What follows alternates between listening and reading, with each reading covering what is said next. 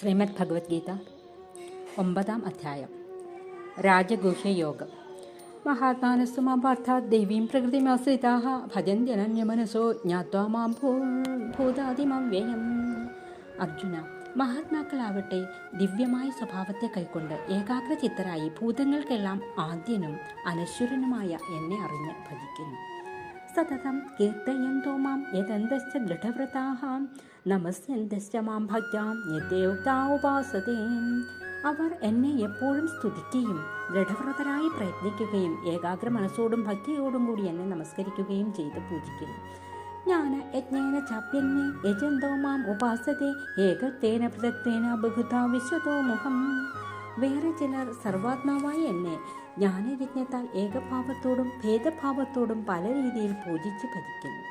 അഹം ക്രതുരഹം യജ്ഞഃ സ്വാധാഹമഹമൗഷധം മന്ത്രോഹമഹമേവാജ്യാം അഹമഗ്നിരഹം ഹുതം. യാഗം ഞാനാണ്, യജ്ഞം ഞാനാണ്, ശ്രാദ്ധവും ഞാനാണ്, ഞാനാണ് ഔഷധം, ഞാനാണ് മന്ത്രം, ഞാനാണ് ഹോമദ്രവ്യങ്ങൾ.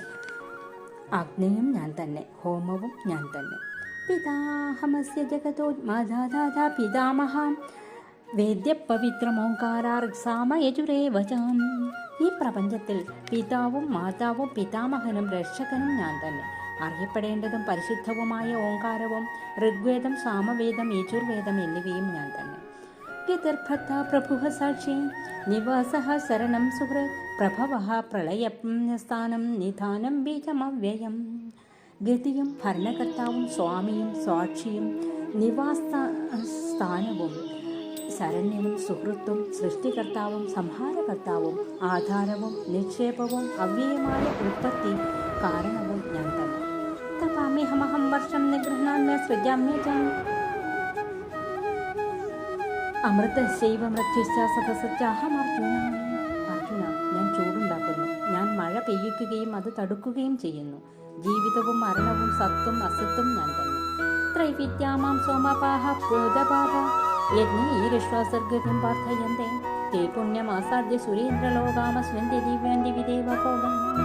3 വേദങ്ങളും അറിയുന്നവർ യജ്ഞങ്ങളാൽ എന്നെ പൂജിച്ച് യജ്ഞാവശേഷത്തെ ആസ്വദിച്ച് പാപഹീനന്മാരായി സ്വർഗലോകത്തെ പ്രാപിക്കാൻ പ്രാർത്ഥിക്കുന്നു.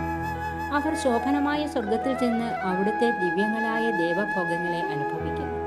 തേതം ഭുക്ത്വാ സ്വർഗലോകം വിശാലം ക്ഷീണേ പുണ്യമർത്തലോകം വിശന്തി ഏവം ത്രയീ ധർമ്മമനുപ്രപന്നാ ഗതാഗതം കാമകാമാലഭന്തേ.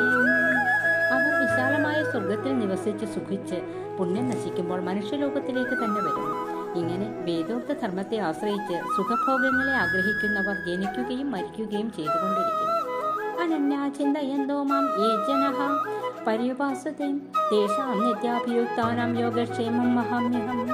ഏകാഗ്ര ചിത്തത്തോടുകൂടി എന്നെ തന്നെ ഭജിച്ച് ചിന്തിച്ച് നിരന്തരം ധ്യാനിച്ചു കൊണ്ടിരിക്കുന്ന ജനങ്ങളുടെ യോഗക്ഷേമത്തെ ഞാൻ വഹിക്കുന്നു. യേ പന്യദേവതാ ഭക്തായി ജന്താ ശ്രദ്ധയാന്വിതാഹാം തേ അഭിമാമേവ കൗന്ദേയായി ജന്തി വിധിപൂർവകം.